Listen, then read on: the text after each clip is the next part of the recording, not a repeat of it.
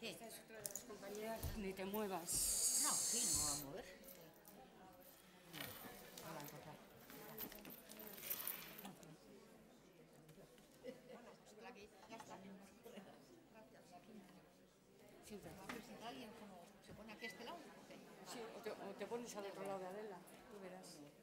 Sí, sí. Tú tienes ahí micro, ¿no? No, ponte tú aquí, ponte tú aquí. Ponte en la mitad, tú. No sé si tengo el teléfono, sí.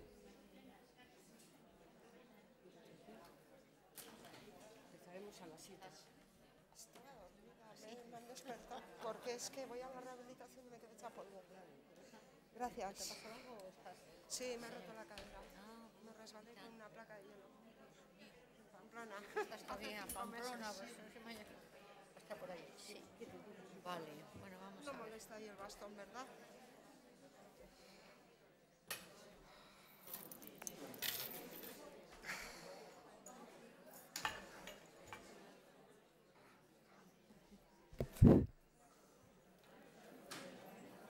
¿Te sirvo agua? Pues sí.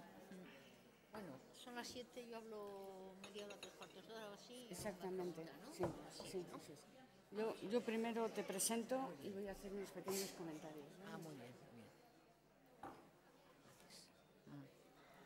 bien. ¿Son las 7? Sí, 2 minutos. Arratsaldeon. Arratsaldeon. ¿Se oye? ¿Se oye? ¿Sí? ¿Se oye? Sí, ahora sí, ¿verdad? Arratsaldeon, buenas tardes. Antes de presentaros a doña Adela Súa, quería hacer unos comentarios a los miembros de Eragin. El martes no me falléis, tenemos la Asamblea General. A las que no hayan venido de vuestras amistades, le avisáis. Hoy les voy a poner falta. Miércoles, los que vayamos a la excursión, a las 9:15 en la Plaza Bilbao, arranca el autobús. Y nada más, o sea, daros esos avisos, que el martes tenemos que estar todas y las que vayamos el miércoles, pues muy, muy, muy puntual. ¿Perdón? Sí, el martes a las 5 de la tarde en Eragin, como siempre, ¿de acuerdo? Teléfonos fuera, por favor. Y dicho esto, paso a presentaros a doña Adela Súa, magistrada emérita del Tribunal Constitucional, catedrática de Derecho Penal de la Facultad de Derecho de la UPV. El tema de hoy son las tareas clave del Tribunal Constitucional. Con vosotras, doña Adela Súa. No, es que ricasco. Arratsaldeon, muchas gracias a todas por venir y a todos. Es un placer para mí estar aquí en esta asociación que me invitó el año pasado a través de mi prima Loli Valls. Y es un placer coincidir con esta veteranía de esta asociación tan pujante culturalmente en esta ciudad, lo cual es un motivo de alegría y más porque acabáis de recibir el premio honorífico o la nominación como miembro de la Real... Miembros colectivos de la Real Sociedad Vascongada de Amigos del País. O sea que enhorabuena y me alegro muchísimo que se reconozca una asociación de mujeres de esta persistencia y de este interés, esta motivación y esta curiosidad que es lo que nos caracteriza a los humanos, pero yo diría que quizá un poco más a las mujeres. Y eso es lo que nos salva y nos mantiene bien con el paso del tiempo, de las jubilaciones y de todo esto. Y bueno, quería decir que es un placer, como siempre, estar aquí en Donosti, donde yo he vivido cerca de 10 años en la facultad. Luego, cuando la facultad se amplió a Bilbao, pues estuve en Bilbao, pero ya luego me fui a Madrid, al tribunal. Y bueno, pues esta ciudad cada día está mejor y da gusto venir, aunque espero poder venir con más tiempo la próxima vez. En cuanto al tema, las funciones clave del tribunal, yo lo que entendí que podía interesar era hablar un poco de qué es este tribunal o qué diferencias tiene con otros, cómo se funciona, cómo está compuesto, qué significado tiene, porque se lo oye mucho, está mucho en la prensa por la trascendencia de sus decisiones, pero no porque haya muchas decisiones. Pero sí conviene muchos de nosotras que no tuvimos la educación de ciudadanía, creo que ahora tampoco está muy centrada en todos los programas, pero esa asignatura tan importante que en otros países pues pertenece a la educación primaria y secundaria, porque es muy importante saber cómo los ciudadanos nos organizamos, distribuimos el poder, somos responsables de a quién nombramos los representantes y cómo organizamos ese marco de reglas que son básicos para que luego la política transcurra sobre esas reglas y sin traicionar esas reglas básicas, ¿no? Y como también me pasa como a muchas de las que estamos aquí, tampoco vivimos la Constitución cuando estudiamos, ni siquiera cuando estudié yo la carrera. Claro, no había una Constitución, hablábamos de otras constituciones en otros lugares, pero tampoco sabíamos exactamente lo que era. O sea que yo incluso pues, he tenido que aprender después, pero he aprendido sobre todo lo que es el tribunal estando allí durante 6 años largos, que es donde uno, más allá de los libros, se da cuenta de la trascendencia y de la importancia de que instituciones como estas funcionen bien, estén bien compuestas, sean independientes, sean plurales y sepan transmitir y comunicar bien, porque hay instituciones como un Tribunal Constitucional o como la Constitución que están probadas en otros países y aquí en el nuestro también, 40 años ya de convivencia democrática, con todos los altibajos y con todos los problemas, pero sin duda con la estabilidad que da una institución que cierra los engranajes y que los suelda y los ata a pilares más profundos y más estables, que son los que fundan lo que es una organización democrática. Y digo, la experiencia en otros países más que aquí, donde pues, la experiencia del Tribunal de Garantías de Derechos Fundamentales tuvo una corta vida con la Segunda República, y hasta 1980 no hemos tenido un Tribunal Constitucional, que en otros países, por ejemplo en Estados Unidos, pues son ya más que centenarios, ¿no? Y son instituciones importantes porque velan porque se cumpla y no se infrinja la voluntad de los ciudadanos, representada en los que fueron los constituyentes cuando sentaron las bases sobre las que la convivencia debe pivotar, las bases mínimas, las que deben estar siempre estables, salvo que se vuelvan a reunir para cambiar algunas de ellas. Y por eso la importancia de que estas instituciones, y en concreto el tribunal, se gane la confianza de los ciudadanos, pero para eso también pues hay que ganársela, hay que merecerla, pero hay que reconocerse recíprocamente los ciudadanos y las instituciones en esas funciones. Y para ello también hay que conocerlo, ¿no? Y por eso voy a hablar algo del tribunal y de la Constitución y de cómo funciona el tribunal, y luego ya me hacéis preguntas, si os parece. Entonces, lo que quiero empezar diciendo es que el Tribunal Constitucional es un tribunal muy sui generis, para lo que a la mayoría de nosotros nos suena que es un tribunal, ¿no? Porque no pertenece al Poder Judicial, no es un tribunal que está en la cúspide de los otros, o no es la última instancia de otros tribunales, no dirime conflictos entre particulares o problemas, no está para eso. Aunque a veces parezca, porque hay asuntos que al final acaban en el Tribunal Constitucional después de rodar por varios tribunales. El Tribunal Constitucional es sui generis porque solo está para velar para que los poderes del Estado, el legislativo, el ejecutivo y el judicial, respeten la Constitución. Es decir, para que no se salgan de esos bordes, que es el marco básico de convivencia. Es el guardián de la Constitución, pero un guardián que no está supervisando en el sentido de vigilar a ver dónde se infringe, porque infringir la Constitución, pues en cuanto a sus principios y su espíritu, probablemente cotidianamente. Vamos, por ejemplo, por el principio de igualdad o por tantas otras cosas. Pero quiero decir que no es que esté velando, porque velar por la Constitución y promover que se vaya cumpliendo es una labor cotidiana de todos los ciudadanos, de los políticos sobre todo, las instituciones, porque es algo que nos interesa a todos, ¿no? por qué es lo que dice la Constitución y sobre qué derechos fundamentales está construido. El tribunal solo actúa cuando alguien se lo pide, que pueden ser, a su vez, pues, los gobiernos, el central o el autonómico, respecto a algo que hacen los otros gobiernos o los otros parlamentos que creen que va contra la Constitución o que se sobrepasa, o solo cuando los jueces también le piden que intervenga porque creen que esta ley que tienen que aplicar pues no es acorde del todo con la Constitución. Los parlamentos, unos respecto a otros, bueno, también o los partidos, los grupos políticos, un número determinado de parlamentarios o el defensor del pueblo, van a la Constitución y dicen, oiga, ojo, esta ley parece que se ha salido de la Constitución, no respeta este aspecto, entra en conflicto con otros.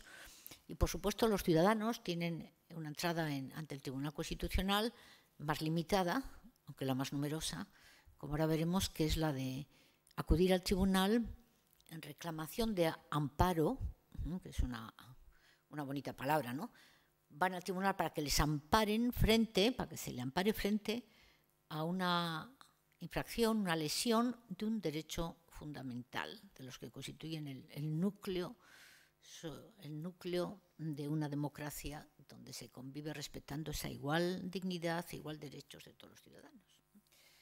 Pero ahora hablaré un poco más adelante de esa competencia, que es la de los recursos de amparo que presentan los particulares, básicamente, también algunos colectivos o personas jurídicas, pero básicamente los ciudadanos.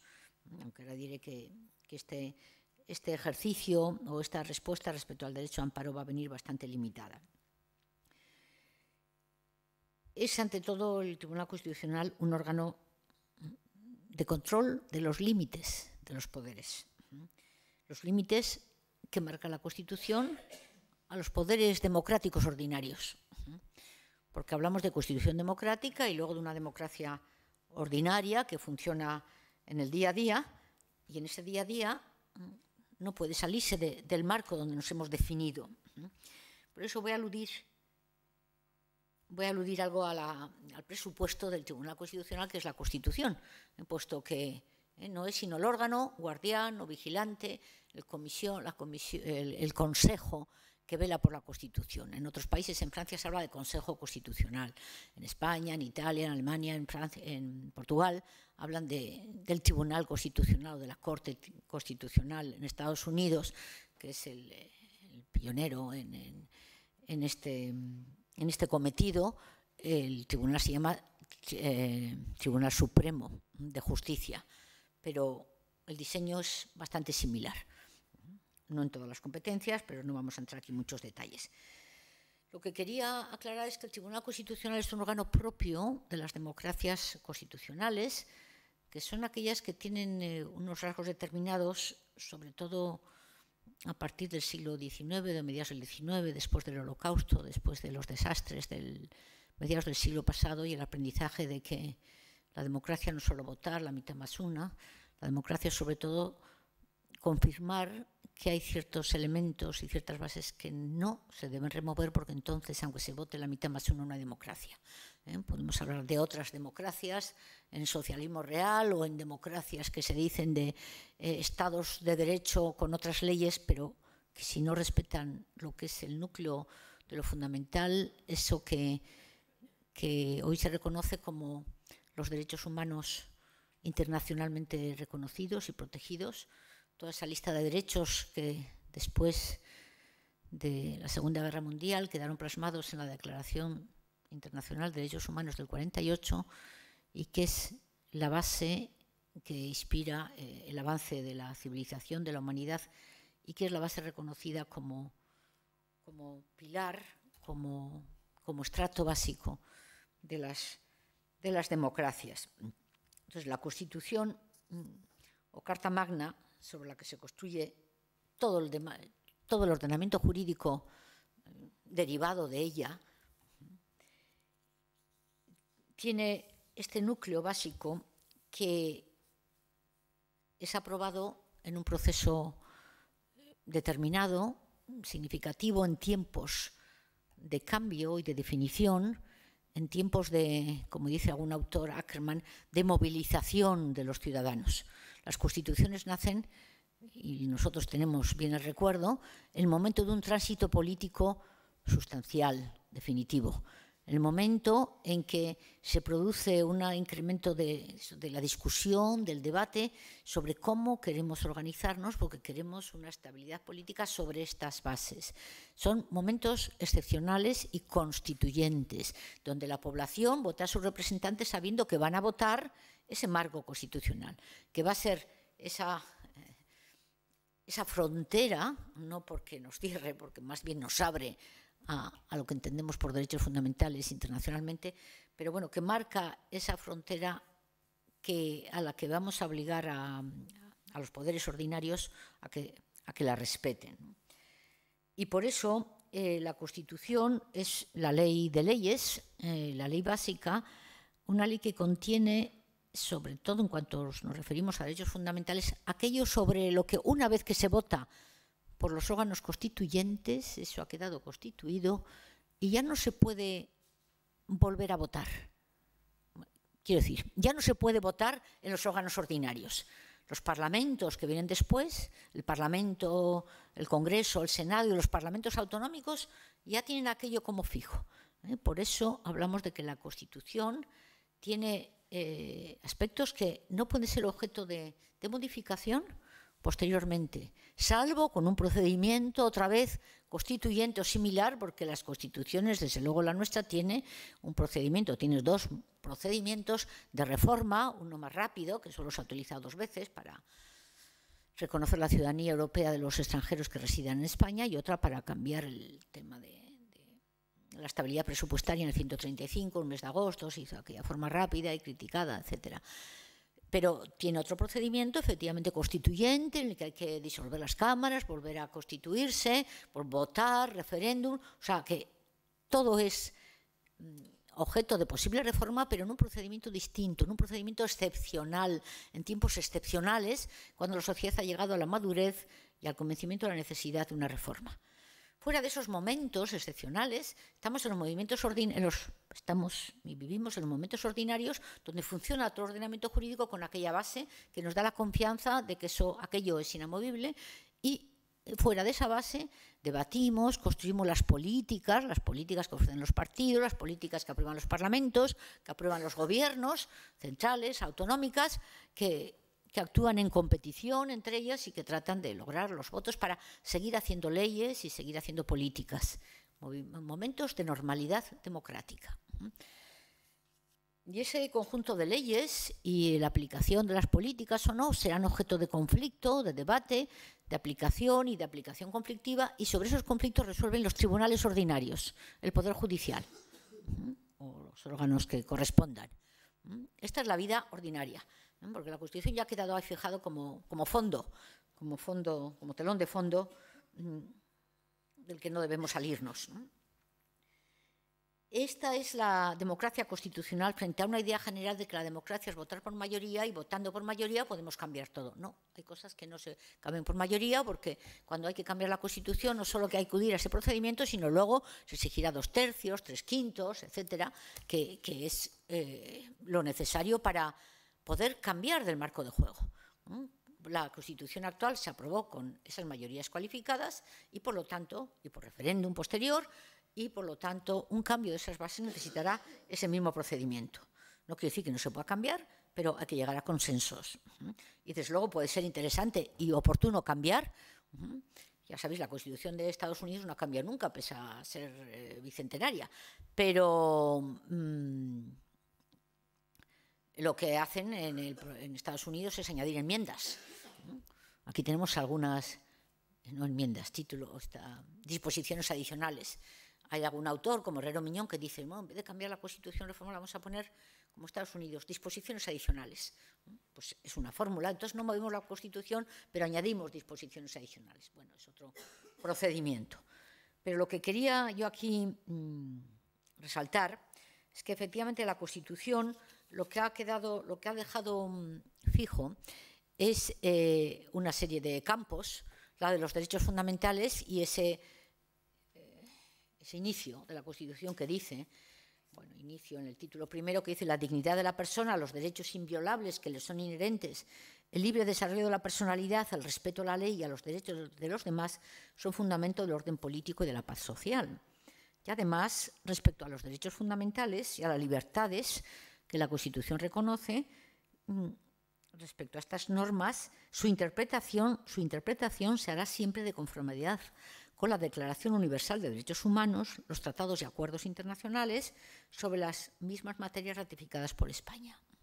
Ahí nos instalamos con esta base en lo que es la democracia constitucional a lo largo del mundo, y formamos parte de esa comunidad de ciudadanos que que han decidido que esta es la forma como nos reconocemos como sociedades avanzadas, democráticas, y sobre esto no debiera haber modificaciones.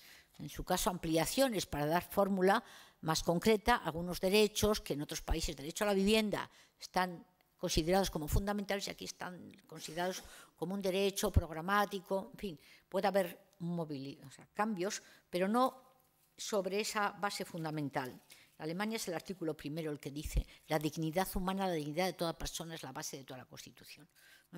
Porque ahí estamos. Esto es el avance sobre todo el anterior. Y de ahí viene la exigencia de igualdad, de ahí viene la exigencia de promover todas aquellas condiciones que permitan el desarrollo de las personas, de cada una de las personas en su dignidad. Digamos que sobre eso pivotan todos los desarrollos. Esta es la parte nuclear y fundamental que algunos autores dicen es lo que no se puede mover. Las constituciones deben ser rígidas al respecto. Aparte de esta materia referida a derechos fundamentales y cuya lesión va a dar lugar a que el tribunal pueda recibir, pero no solo el constitucional, sino otros, como diré, recursos de amparo, las constituciones organizan sus poderes, organizan cómo se articula territorialmente la distribución de poderes, en algunos sitios con un esquema federal, en nuestro caso con un esquema autonómico que es cuasi federal, que ha sido un experimento muy importante, sobre el que hay quiebras en relación a los modelos en los que nos inspirábamos, como era el modelo alemán, ¿no? Eso se nota en cómo está el Senado y algunas otras cosas, pero es decir, se decidió ya cómo era el modelo autonómico, y quizá hay que concretar algunas cosas, pero ahí estaba el modelo, como es el modelo, por ejemplo, de la unidad del Poder Judicial, o cómo son los modelos pues, de los entes territoriales, de los entes locales. Hay una organización de la democracia a través de su representación, representatividad y actuación en distintas instancias. Eso también está en la Constitución, eso también no es movible, salvo reformas. Lo de la corona, la monarquía, por ejemplo, claro, todo eso no es cambiable, sino con reformas. Todo es reformable, pero con el procedimiento correspondiente, abreviando. Esto es básicamente la Constitución porque tiene una serie de principios y obligaciones para unos y otros poderes, el poder legislativo, el judicial, el ejecutivo, los derechos fundamentales, en algunos aspectos muy concreta, pero en otros aspectos la Constitución lo que dicta son principios y nos plantea el problema de cómo ponderamos los principios. Los principios se convierten en reglas a través de las leyes y cuando esas leyes que pretenden plasmar principios chirrían con algún otro principio, con algún otro derecho, es cuando se empiezan a plantear los problemas y cuando entonces quien no está de acuerdo y si tiene legitimidad para acudirá al Tribunal Constitucional porque el conflicto que aquí se plantea entonces es un conflicto constitucional. Esta ley que pretende derivar del desarrollo del derecho a las elecciones libres o el derecho a ser representante político, el derecho a la educación, el derecho a la libertad de expresión, esta ley de seguridad ciudadana, esta ley de tal, colisiona con el derecho a manifestación, reunión, o con el derecho a la pluralidad política, o el derecho a la igualdad, y de ahí vienen los recursos ante el Constitucional. Entonces, ¿cuál es la función de ese tribunal que digo que es sui generis? Porque no va a resolver día a día, ni mucho menos, ni va a cambiar las decisiones judiciales del Poder Judicial soberano y el único que puede aplicar las leyes para resolver los conflictos, las leyes ordinarias. El Constitucional solo puede no resuelve, digamos, los conflictos el día a día, pero sí resuelve sobre aquellos aspectos que conmueven, como decía, la Constitución, por aterrizar sobre cuáles son los conflictos de este guardián de la Constitución que llegan con más frecuencia y que obligan a la intervención.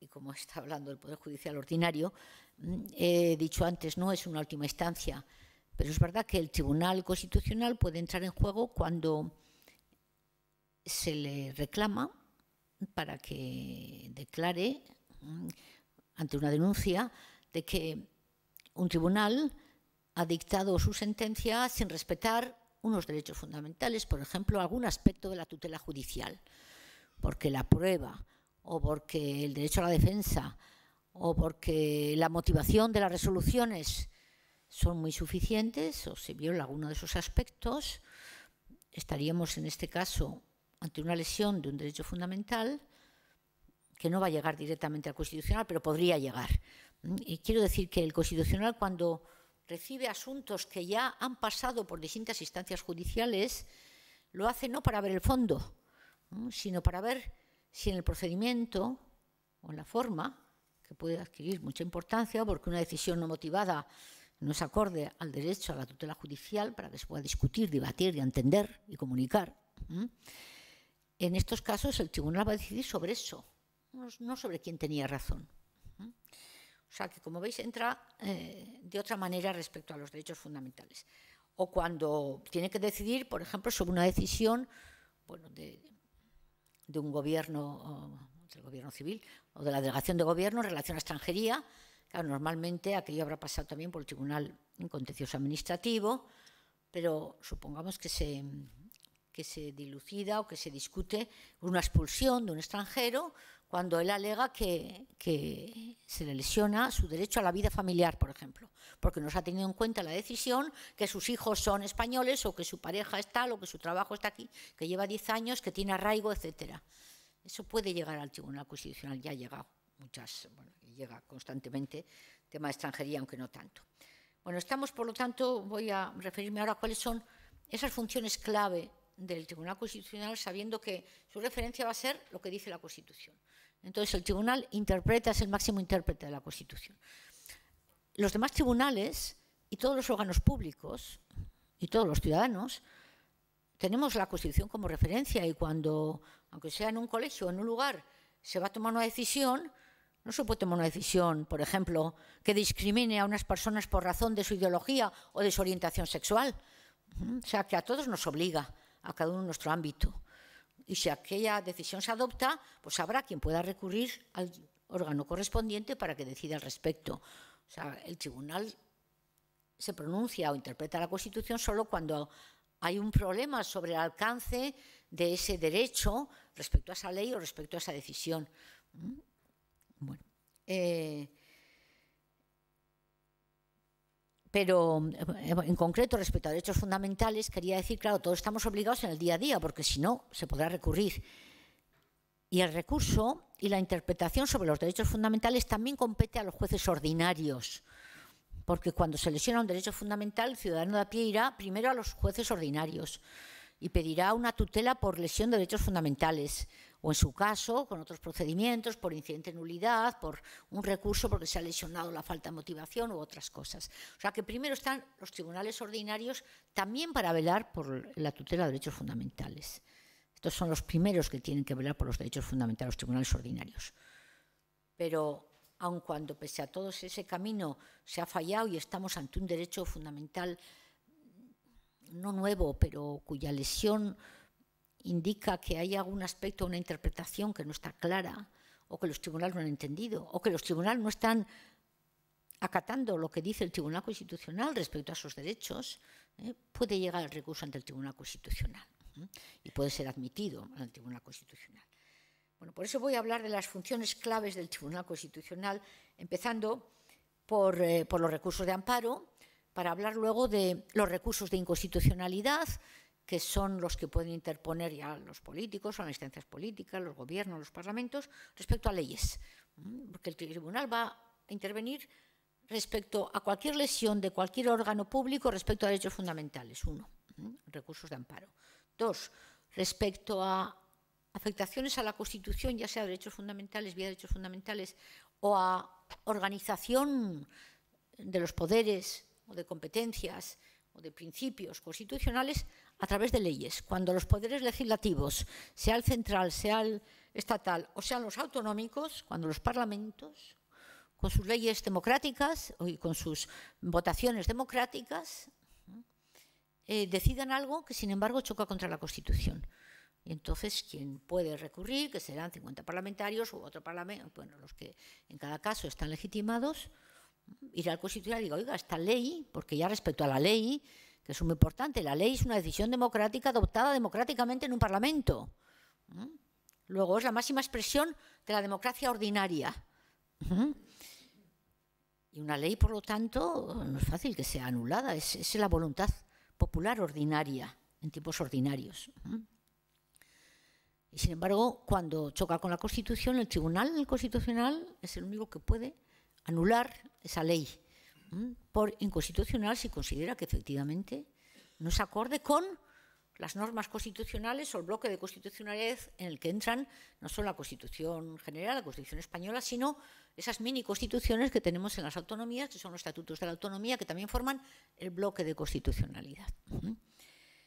Bueno, igualmente, respecto a las leyes, cuando un juez considera que tiene que aplicar una ley y se da cuenta que en su aplicación, si la aplica tal como parece deducirse de la letra de la ley, o como le pide el fiscal, o como se deriva de los informes, considera el juez que esa ley tiene una tacha de inconstitucionalidad, es que está aquí, pero no cumple el principio de legalidad, se castiga por esto, pero es totalmente indefinido, no da seguridad, no tiene calidad esta ley, es imprecisa, es imprevisible.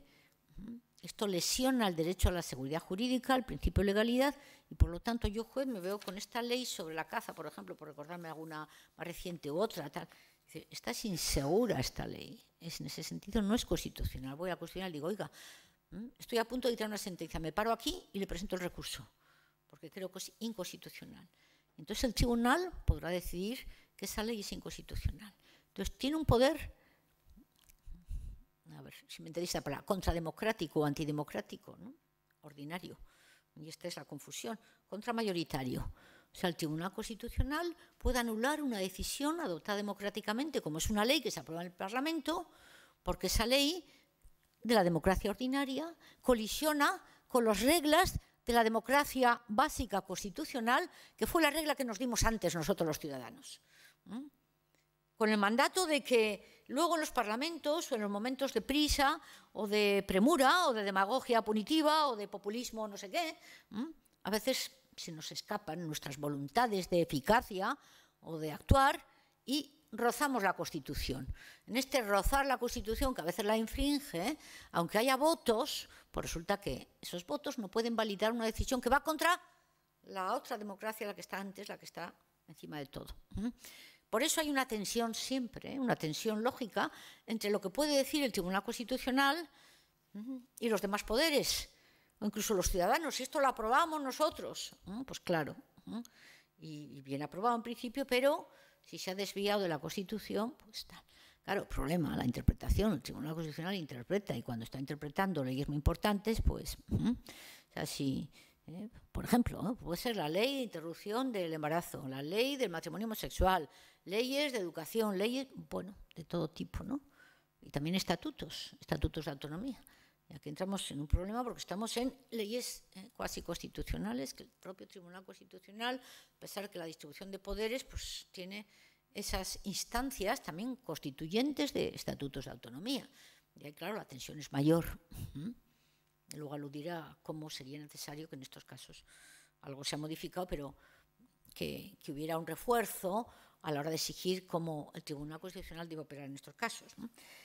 Bueno, estaba hablando de cuestiones de inconstitucionalidad, de recursos, y otra de las funciones claves, para no entrar en todas las competencias del Tribunal, es la resolución de conflictos de competencia entre poderes autonómicos y el Estado, y de esto hay bastante litigiosidad, ¿no?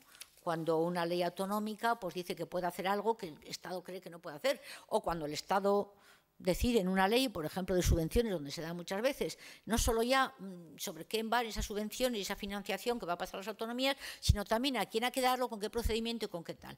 Que esto no le compete al Estado, sino a las autonomías. Porque hemos decidido constitucionalmente, allá en el 78, que estamos en un Estado complejo, compuesto, con una distribución del poder, con poderes de autogobierno, con sus parlamentos, con sus estatutos, a veces con sus policías, con todas esas transferencias de poderes para acercar el poder a la ciudadanía, para mejorar la política, las decisiones y para constituir un Estado compuesto de órganos de poder autónomos que, en lealtad federal, que dicen los americanos, los americanos y los alemanes, que desde una lealtad cooperativa, federal y constitucional, puede hacernos sentir integrantes de un Estado mayor donde las cosas funcionan en recíproca colaboración. Este sería el ideal de un Estado compuesto. Claro, luego la realidad, como siempre, se aleja del ideal, pero esto es lo que decidimos. Lo que ocurre es que cuando decidimos, la mayoría de los que estamos aquí, tendríamos unos cuantos años, éramos jóvenes, no tan jóvenes o, bueno, relativamente jóvenes, pero no veíamos todo lo que venía después. Nos parecía bien el modelo, que estaba ensayado en otros lugares, pero realmente yo constato que incluso entre juristas o entre jueces no se ha caído en la cuenta del todo lo que significa realmente un Estado distribuido sus poderes y sus representatividades de esta manera, un Estado compuesto y complejo, en el que el Estado central coordina, pero no siempre tiene el poder para hacer cualquier cosa cuando compete a las autonomías. Ya la relación no es vertical, no es el Estado puede todo, el Estado puede lo que hemos decidido que puede mucho y sobre todo tiene que coordinar y hacer que todo funcione. Y desde luego se requiere lealtad recíproca. Pero ya hemos tomado una decisión y si queremos cambiarla tenemos que volver a constituirnos en Estado constituyente, Parlamento constituyente, debatir, es decir, movilizarnos los ciudadanos para saber que queremos volver a cambiar las reglas de juego. Si no, estamos donde estamos, porque la seguridad jurídica es fundamental para todo, ¿no? Y si no hay seguridad jurídica, y la Constitución es lo que aporta, ¿no? Seguridad jurídica, marco estable, por estos mecanismos que impiden que aquello más sólido se cambie. Bueno, entonces brevemente, quiero ir a la composición. En este rango de funciones fundamentales, claves de la Constitución, los derechos fundamentales se protegen básicamente en amparos, pero tengo que decir que cuando se crea el tribunal en el año 1980 era muy importante empezar a definir el alcance de los derechos fundamentales, hasta dónde la libertad de expresión, la libertad de opinión frente al derecho al honor, cómo conjugamos esto en la nueva democracia que veníamos de otro lugar. Por supuesto teníamos la jurisprudencia del Tribunal Europeo, que siempre va a ser una guía básica y que nos permite estar en esta civilización donde dialogan los tribunales entre sí y nos aproximan en Europa, en el Consejo de Europa, a las formas como entendemos las cosas, ¿no? Los derechos fundamentales básicamente. Y esto es importante, pero fue muy decisivo que el tribunal en los primeros años del 80 hasta el 2000 algo, fuera perfilando los derechos fundamentales. Los amparos, claro, empezaron a venir poco a poco, se fue perfilando la doctrina, derechos de las personas privadas de libertad, derechos de las personas enfermas en tal, los derechos electorales, bueno, tantas cosas, derechos lingüísticos, y se fue construyendo por lo que provenía de aquella Constitución, mirando bastante a Europa, porque afortunadamente estamos en un lugar geográfico y en una cultura que nos ha permitido actualizarnos y ponernos a la altura y enriquecernos recíprocamente unos con otros. Pero para el año 2000 algo, el número de recursos de amparo había subido a 12.000. Y el Tribunal Constitucional es un órgano compuesto por 12 personas, que en todas partes, 12 o 8, 16, más o menos, digo que son así los órganos constitucionales, porque no están para resolver conflictos, están solo ahí de vigilantes, como he dicho, guardianes, para los momentos en que suena la alarma, ¡pum!, hemos chocado con los bordes, Constitución, vamos a. Entonces, 12 personas, a pesar de todos los letrados, que son ahora mismo cerca de 50, que forman un equipo técnico estupendo, que empieza a desgranar los informes, que nos lo pasan, que volvemos, en fin, por mucho que se organice, aquello no tiene vocación de ser un órgano para resolver tantos asuntos. Y por ello se recortó, que la Constitución ya preveía que los recursos de amparo llegarían al Constitucional, pero en pequeñas dosis, ¿no? Se reformó la Ley Orgánica del Poder del Tribunal Constitucional para restringir, para poner un filtro muy importante en los recursos de amparo, para bajar el número, porque la tendencia de los litigantes y de los letrados es llegar al Constitucional. Si no manda la razón, tal, al Supremo, y si no, al Constitucional. Y luego a Estrasburgo, ¿no?, que tiene otro problema. Tal. Estrasburgo también solo sobre derechos fundamentales, derechos humanos, del convenio. Bueno, esta confusión, que por un lado demostraba mucha confianza en el Constitucional, pues hizo que el Constitucional estuviera a punto de morir de éxito. ¿Qué hacemos con 12.000 demandas? No damos abasto, aquello era una locura. Entonces se restringió con una reforma del 2007 para que solo pudieran pasar el filtro aquellas denuncias pidiendo amparo de ciudadanos que se refirieran a asuntos de especial trascendencia constitucional. Y luego el tribunal ha ido definiendo qué es eso.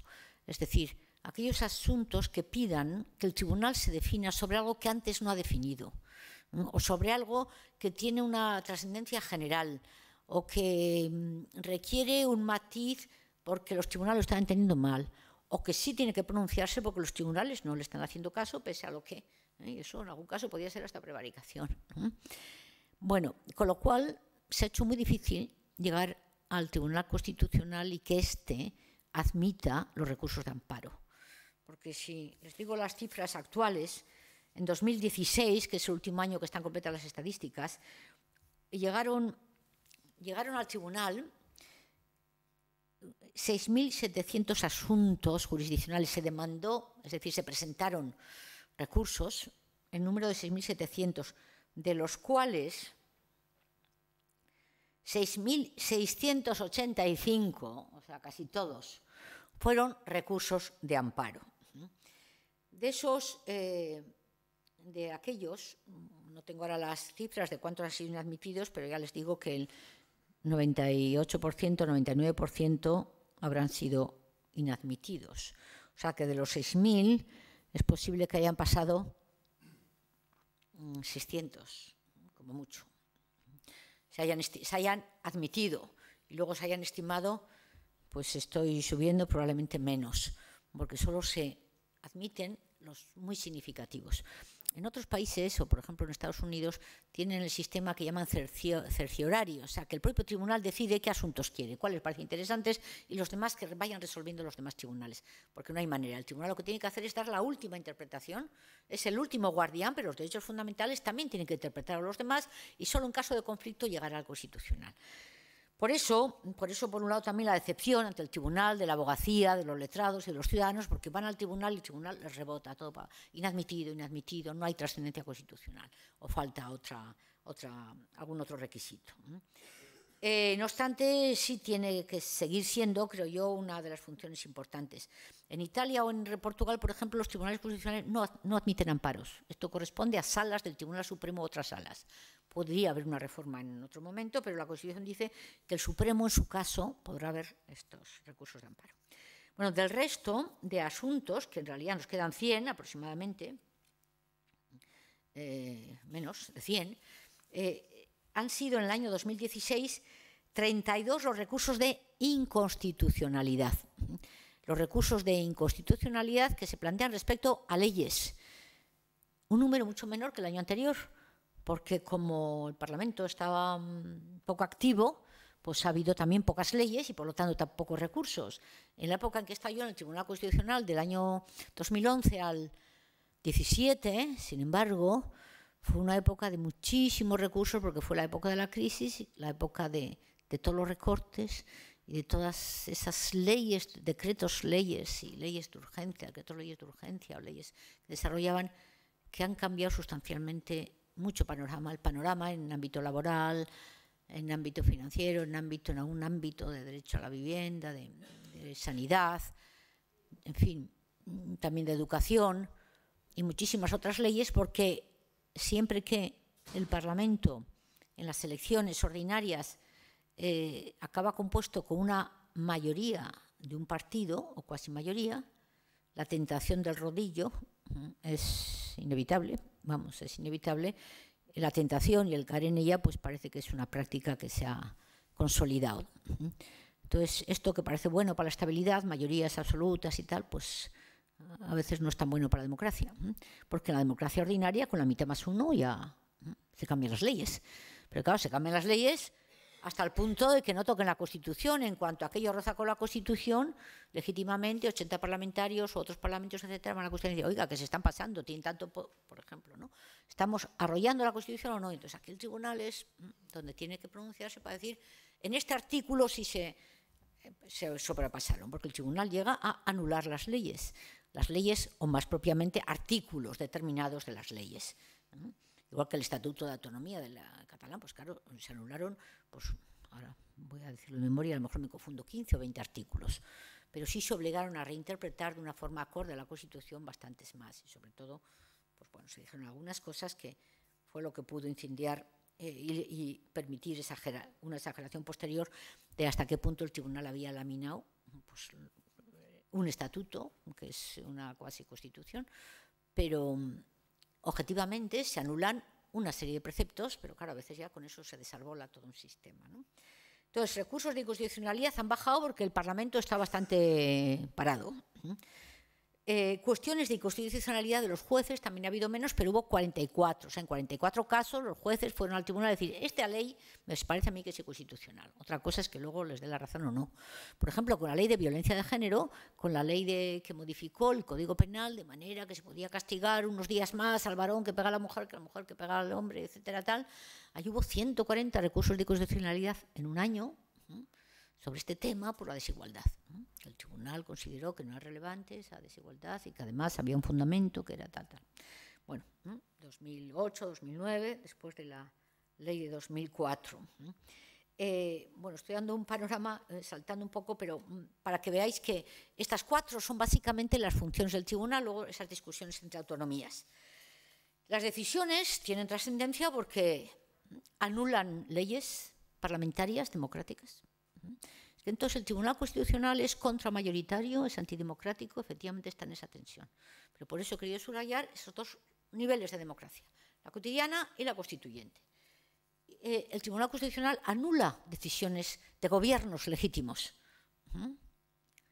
Y el Tribunal Constitucional anula decisiones del Poder Judicial, incluso del Supremo. O no las anula, pero las devuelve. Dice, es que no está bien hecho así. Tiene usted que volver a tomar declaración. Yo no voy a decidir si hay delito o no. Pero yo le digo que usted así se saltó una garantía y vuelve para atrás. O le anulo porque se ha lesionado totalmente la presunción de inocencia tal como usted lo ha hecho.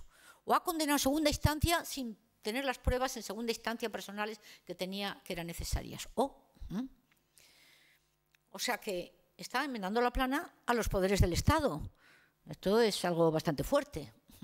Por eso es importante un tribunal constitucional porque nos cuida respecto a lo que constituimos como base, pero es fundamental exigirle responsabilidad, que sea transparente, que confiemos en su hacer, porque lo que leemos en las sentencias es razonable, está bien argumentado, eso que pide tanto el Constitucional a los jueces, el deber de motivación específica para entender el debate y poder incluso defenderse de ello, la motivación, el argumento, etcétera. ¿Cómo funciona el tribunal? 12 personas que se juntan para debatir después de haber tenido a disposición toda la documentación referente a un asunto, sea, vamos a poner un recurso de inconstitucionalidad, asistido por los letrados correspondientes con todos los informes técnicos que se quieran, y allí se debate en aquella sala donde estamos 12, empieza el más joven y los 12, cada uno tienen que hablar para decir su opinión, y luego ya empieza el debate sobre sí, por qué no, tú has dicho, pues no, pues yo sobre esto, etcétera. Claro, a veces los debates son muy largos y es una semana y luego el de 2 semanas otra vez, 2 semanas otra vez. Otros sobre otros, cuando la cosa está muy clara, ya sea para admitir o no admitir, pues se resuelve rápido y son bastantes y se logra unanimidad.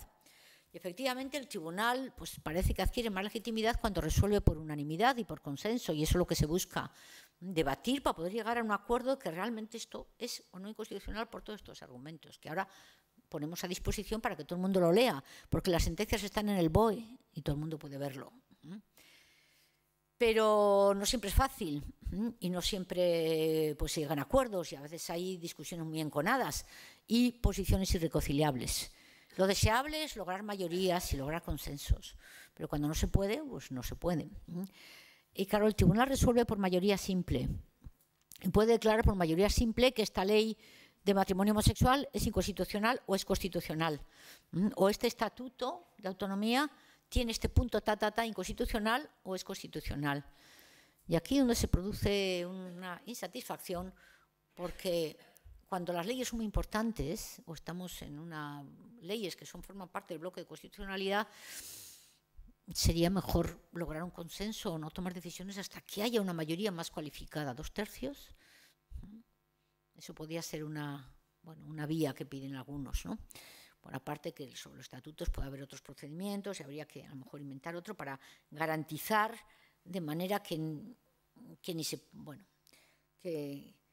haya mayor confianza en lo que puede hacer el Constitucional. Y cuando no hay acuerdos, y todos lo conocerán, sobre todo en épocas de crisis, en épocas difíciles, cuando no se llega a un acuerdo, los magistrados que no están, magistradas, que no estén de acuerdo con la mayoría, después de haber expuesto en el debate con claridad su posición, podrán reflejar después de la sentencia el voto particular, que muchas veces es un voto concurrente. Estoy de acuerdo en que se anule esta ley, pero no por lo que decís vosotros, colegas magistrados, sino por otra razón. Voto concurrente, pero yo me explico. O sea que el Tribunal Constitucional es sobre todo deliberativo y explica y debe explicar, pero muchas veces tiene también votos particulares disidentes, donde se disiente del fallo y del argumento. Y allí se empieza a decir, como he explicado en el pleno, en el debate, y pongo ahora por escrito, porque es necesario, disiento del fallo, de la resolución por esto, por esto, por esto, por esto. Claro, choca, ¿no? Choca que haya tanta diferencia. Pero este es el derecho, esta es la democracia, esta es la realidad de que las palabras debemos interpretarla, y la realidad de que bueno, hay opiniones encontradas sobre aquellos aspectos que no están o del todo cerrados o que admiten varias interpretaciones en las leyes y en la Constitución. Pero no es lo deseable que haya muchas sentencias o muchos votos particulares. Demuestra que algo, bueno, algo quizás falla. No facilita que haya confianza por parte de los ciudadanos, facilita que haya sospechas, y aquí por eso voy a unirlo con el problema de la composición de los tribunales y cómo se eligen. Sabéis que estos 12 miembros se eligen por un tercio por el Congreso, porque claro, no es un tribunal cualquiera, y por eso se ha querido reforzar su aval democrático, para que sean los representantes de los ciudadanos los que lo voten. Y un cuarto se vota en el Congreso, un tercio dicho, 4 magistrados en el Congreso, 4 en el Senado, y 4, y aquí viene normalmente ya el desequilibrio, 4 vienen elegidos, la mitad, 2 por el Consejo General del Poder Judicial, los jueces ordinarios, y aquí dan entrada normalmente a jueces del Supremo, magistrados del Supremo que entran al Constitucional, no solo por esa vía, pero claramente por esa, y hay otros 2 que nombra el Gobierno, y aquí es donde suele producirse la descomposición, el Gobierno que esté en el momento que toca renovar, en el Gobierno, o sea, el partido político que esté en el Gobierno. Si el Gobierno fuera de coalición, pues la cosa a lo mejor sería más representativa, o sea, o más equilibrada. Los magistrados tienen que ser personas de 15 años de experiencia profesional, de reconocido prestigio, magistrados o catedráticos o otros juristas. Podrían ser abogados del Estado, fiscales, ha habido un fiscal, ha habido en alguna ocasión un abogado, el presidente del Consejo de la Abogacía, Eugeni Gay, el catalán, que estuvo con el Estatuto también. Entonces, en principio parece que debiera garantizarse que se elija a personas competentes y a personas independientes, que es fundamental. Y quizás sí fue al principio, pero la práctica de años posteriores ha mostrado que es fácil deteriorar pues el respeto o la lealtad a los principios constitucionales, que como en criterio pensaron que debiera ser así, y también pensaron que cada 3 años hay que renovar por partes para que haya continuidad, para que no cambie del todo, y esto yo doy fe, creo que es muy bueno, que cada 3 años cambien 3, salgan los más viejos y entren más jóvenes, y así sucesivamente se mantiene cierta continuidad. Pero como todos sabemos, lo que ha ocurrido además de eso, bueno, además de que algunos se han prolongado hasta 3 años más porque el Gobierno quería cambiar o por otras razones, lo cual ya empieza a deteriorar la cosa, hemos llegado por prácticas políticas, malas prácticas políticas, una mala praxis que deteriora la confianza en el tribunal y en las instituciones, hemos llegado a que esos nombramientos de 4 magistrados al final se repartan por cuotas. Y en vez de nombrar conforme a lo que dice la Constitución, se nombra así formalmente como dice la Constitución, pero de facto a través de cuotas partitocráticas. Los partidos se dividen y ahí van cuotas. Y entonces ya los periódicos y todo han salido 2 progresistas, 2 conservadores. Y ya tenemos al tribunal dividido con etiquetas, y además muy a menudo se puede rastrear que sí, efectivamente el tribunal se divide por, ¿no? Esto es malo para el tribunal. No hemos sabido ser leales a la Constitución, y luego los ciudadanos a veces, claro, participamos poco, porque cuando se elija el tribunal, pues ahí están aquellos que eligen. Creo que es necesario, ahora que estamos en esta época, en el 18, donde hay una especie de resurgir de la conciencia democrática y cívica, de que los ciudadanos reclamamos los derechos y pedimos a los representantes que no ignoren nuestra voz, y esto es importante, que la voz de la ciudadanía cuando reclama derechos se oiga.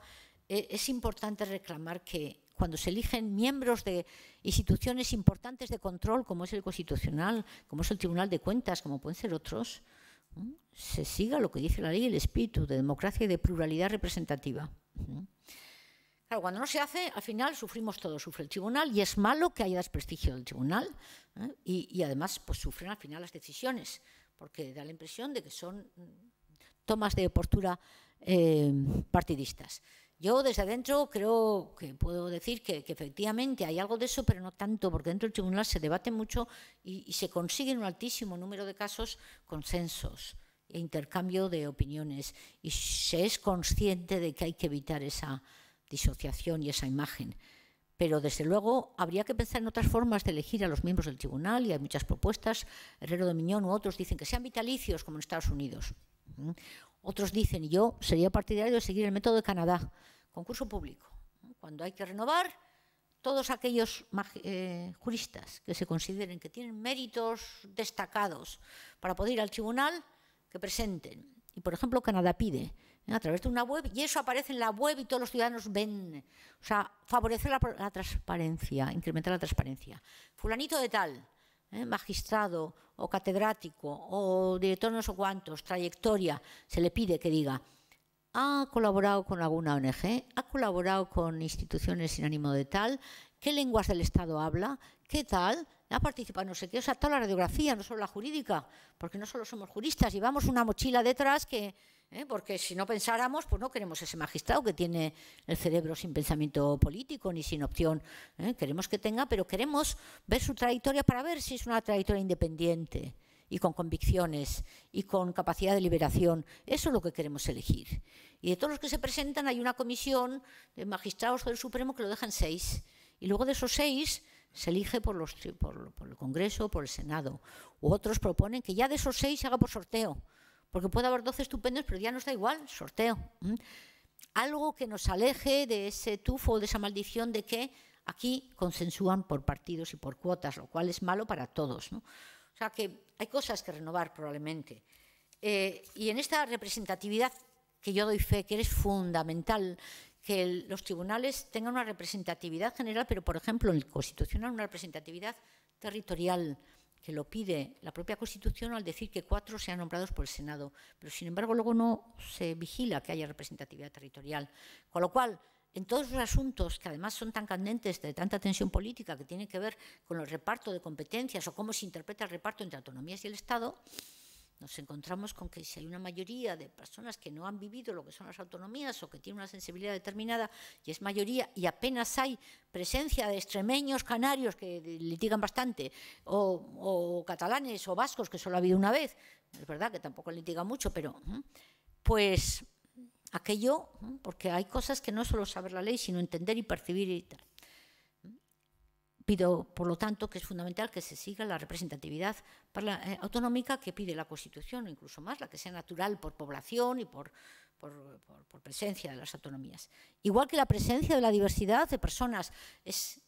Yo solo ya lo digo porque creo que de esto ya estamos últimamente muy colmados en lo que viene pasando estos días, que no haya representatividad de juristas por razón de género, hombres y mujeres, cuando están entrando en el Tribunal Constitucional tanto una persona de 79 años como varios de 50. En la franja de 50 a 60 hay miles de mujeres magistradas, académicas, o sea, catedráticas, abogadas, fiscales, fiscal general, como hemos tenido alguna, estupenda, que sin embargo parece que no existen.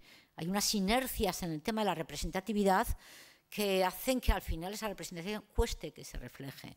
Y es importante, porque sin una representatividad con cierta espontaneidad no se logra el equilibrio para decisiones que son de rango constitucional y que tienen que reflejar el consenso que entonces se consiguió y también el consenso conforme a lo que hoy vemos como exigencia de representatividad. Bueno, yo con esto solo quiero decir que si queremos calidad de la democracia constitucional y calidad de los órganos de control, tenemos que ser exigentes los ciudadanos con todas estas cosas, sobre todo con la composición de los órganos. Nada más, muchas gracias. Gracias, Adela.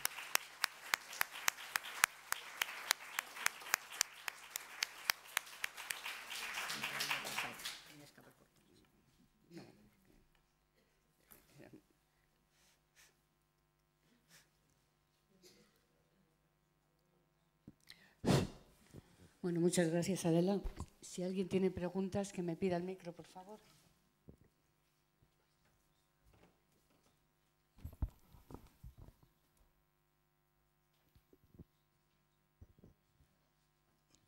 Bueno, muchas gracias, Adela, por la claridad de tu exposición. Yo quería bajar a un tema un poco concreto y hablar de la aplicación de en los meses pasados de un artículo de la Constitución, el 155 famoso, en Cataluña.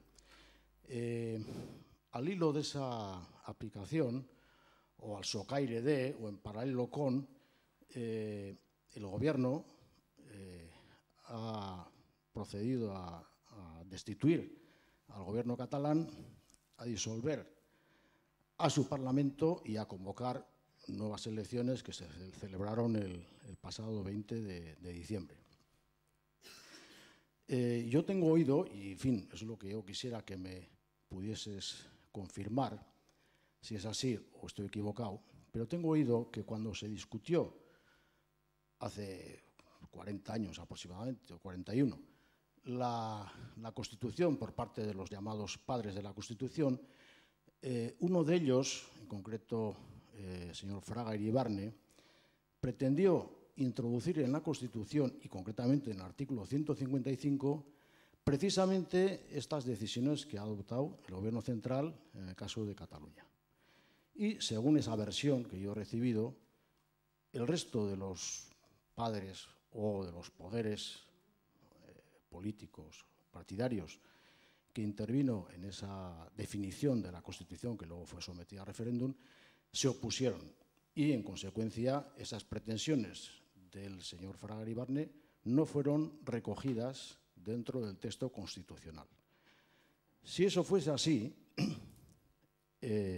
llegaría yo a la conclusión de que la aplicación de esas decisiones por parte del Gobierno de Mariano Rajoy ha sido abusiva, ilegal e inconstitucional. Entonces yo quisiera que, si es posible, primero confirmases o desmintieses esa referencia histórica que yo he recibido y luego, lógicamente, la consecuencia que yo saco y que, por supuesto, someto a tu criterio. Gracias. Bueno, muchas gracias. Bueno, no sé exactamente, no me acuerdo, no tengo constancia de esa discusión sobre el 155. Yo lo que recuerdo es que hubo discusión, y esto ha seguido luego en los escritos y en la discusión actual, sobre cómo este 155 está copiado del artículo tal de la Constitución alemana. Y por eso este artículo 155 es el que prevé lo que acabas de señalar, ¿no? Previo requerimiento al presidente de la comunidad autónoma, si no cumpliera la obligaciones que la Constitución o otras leyes impongan, y atente gravemente contra el interés general de España, el Gobierno, en el caso de no ser atendido, y ahora voy aquí a subrayar esto, con la aprobación por mayoría absoluta del Senado, no el Gobierno solo, sino con la aprobación de la mayoría absoluta del Senado, podrá adoptar las medidas necesarias para obligar a aquella al cumplimiento forzoso de dichas obligaciones y para la protección del mencionado interés general. Entonces, lo que no está aquí desglosado, cuáles son las obligaciones que impone, cuál es la clase de intervención. Eso es lo que puede ser discutible, pero se ha dado por bueno que son las necesarias para volver a recuperar la normalidad. Yo, respecto a este precepto, lo que quiero subrayar es que se copió de Alemania demasiado rápido, y se hizo bien en copiar de alguna manera, pero aquí nos encontramos con uno de los déficits o deficiencias importantes de la Constitución en cuanto a la representación territorial y la estructura de las cámaras legislativas, y en concreto en relación al Senado, porque en Alemania el Senado está formado por los presidentes de cada Länder, o sea, de cada comunidad autónoma, digamos, ¿no? De cada Estado federado. Y esto hace que una decisión de este tipo tenía que haber sido aprobada, o en Alemania tiene que ser aprobada pasando por la aprobación de cada uno de los demás estados. Porque esta es la idea de un estado compuesto. De un estado en la que los distintos territorios tienen ese poder de colaborar con la federación en esa cooperación federativa para tomar decisiones al respecto. Y creo que hubiera sido distinto. Y aquí en toda la crisis catalana lo que estamos, a mi juicio, también visualizando es que la discusión es Cataluña-Moncloa, o Cataluña-Madrid se dice, pero la Comunidad de Madrid no sé lo que hubiera. Bueno, claro, depende luego ya de la composición del partido político en cada comunidad. Pero este artículo 155, al remitir al Senado la aprobación por mayoría, claro, se encuentra que el Senado que tiene España no es el Senado alemán en el que se inspiró, que es una cámara autonómica, sino que en España es un duplicado del Parlamento, aunque haya sí representantes autonómicos, pero tal como están organizadas las elecciones, en realidad se repiten más o menos los mismos partidos y ahí no hay representantes autonómicos o de los gobiernos. Con lo cual, una decisión de este calibre que viene a suspender las funciones de la autonomía, la decide prácticamente el gobierno cuando tiene mayoría en el gobierno, bueno, o los partidos mayoritarios, y no queda reflejada la intervención, el parecer que podría ir precedido de una mediación y cooperación de los distintos poderes del Estado para lograr otros resultados, otro diálogo, otra negociación, cosa que aquí parece que solo puede llevarse a cabo entre la autonomía con la problemática correspondiente y el gobierno central. Pero no puedo contestar respecto a si Fraga, cuál fue lo que proponía Fraga. Probablemente proponía detallar y se optó por no detallar para, bueno, probablemente no se pensaba que iba a llegar esto, pero esto está previsto en otras constituciones y prácticamente está traducido sin diferencias. Y no se ha detallado, que creo yo que es lo que propondría Fraga, por lo que me dices. No sé si he contestado, pero vamos, esta es mi opinión al respecto. Por eso no. Si Fraga dijo eso, no lo sé. Ya lo preguntaré. ¿Una pregunta?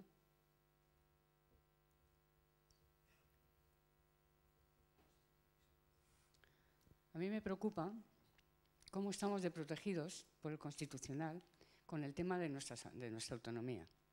Cuando están ahora como están todos los partidos políticos y tenemos alguno muy peleón que está contra las autonomías, sobre todo la nuestra y Navarra. ¿Cómo estamos de protegidos por la Constitución?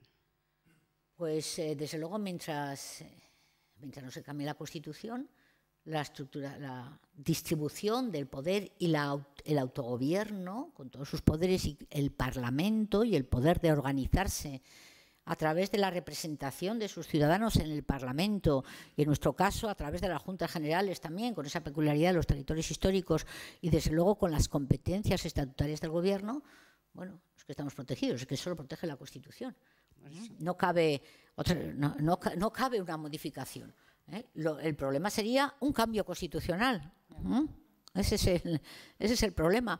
Pero esto nos pone sobre aviso de que, y a mi juicio, en estos 40 años hemos estado trabajando para nuestras autonomías porque no teníamos una trayectoria de desarrollo autonómico ni, en fin, profundización de los autogobiernos, sino que una pequeña experiencia en el 36 y poco más. Entonces, todas las autonomías, algunas nuevas, algunas no históricas, hasta Castilla-León, que era el centro de aquella corona de Castilla a la que se añadían, como dicen los historiadores, las perlas de la diadema de los demás poderes, de los demás territorios o reinos o ducados. Ahí estaban el Reino de Navarra, estaban Filipinas, estaban las Américas.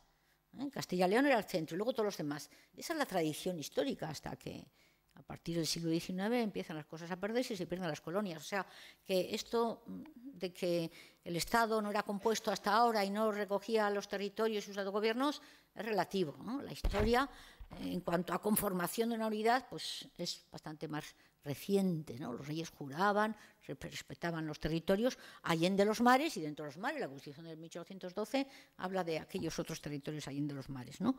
Y dentro de la propia tal. Pero bueno, Castilla y León, que era el núcleo, que por lo tanto no tiene esa percepción histórica, tiene que lograr su autonomía porque siempre ha estado, ella era el centro, ¿no? O Extremadura, tal. todas estas autonomías han ido desarrollando la experiencia de lo que es tener el poder próximo, el poder de gobierno, de legislación, de legislar respecto a lo que uno tiene competencia, que es lo propio del gobierno, no solo los tribunales, pero en su caso, bueno, otras competencias, ¿no? En algunas comunidades, como Cataluña y Euskadi, pues la policía autonómica, la posibilidad de transferencia de las prisiones, que también tiene prevista esa competencia Andalucía, por ejemplo, y sanidad, educación. Sanidad, educación, eso tenemos todos parecido, eso es, sí. Claro, lo que tenemos distinto es la recaudación de impuestos por la tradición de la recaudación de las diputaciones forales. Está en la disposición adicional. Para cambiarlo, pues tendría que haber un acuerdo entre todos para cambiarlo. No, a lo que iba, que en los 40 años hemos desarrollado nuestras propias autonomías, creo que se ha tomado conciencia en todas las autonomías que hay, algunas a lo mejor son demasiado pequeñas, de que es importante esta proximidad, porque el ciudadano se ve mucho más reflejado cuando el que elige está próximo. Podrá tener otros inconvenientes, pero hay muchas ventajas. Pero no hemos desarrollado la capacidad de empatía, que la podemos tener porque viajamos y nos conocemos y muchas cosas, pero la empatía institucional para hacer cosas en comunidad y para cooperar federalmente, como llaman en otros lugares, y para hacer reclamaciones de forma coordinada. Porque yo recuerdo en el Constitucional, por ejemplo, respecto a la ley no sé qué de energía eléctrica o respecto a leyes que eran recurridas por Extremadura, Andalucía, Cataluña, Galicia, cada una desde su lugar. Bueno, pues claro, es lo que procede.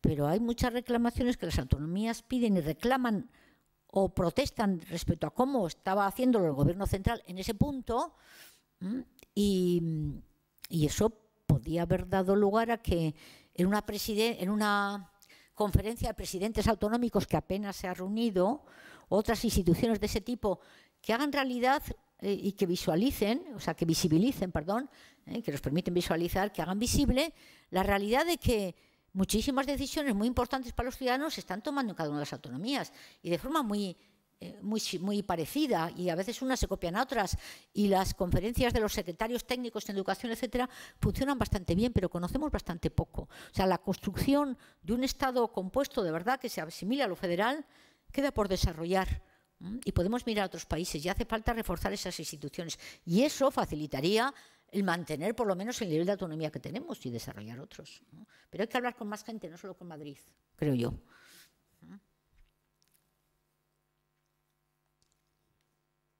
¿Preguntas? Bueno, damos por terminada la... Os he dejado cansados, ya lo siento, perdón. Sí.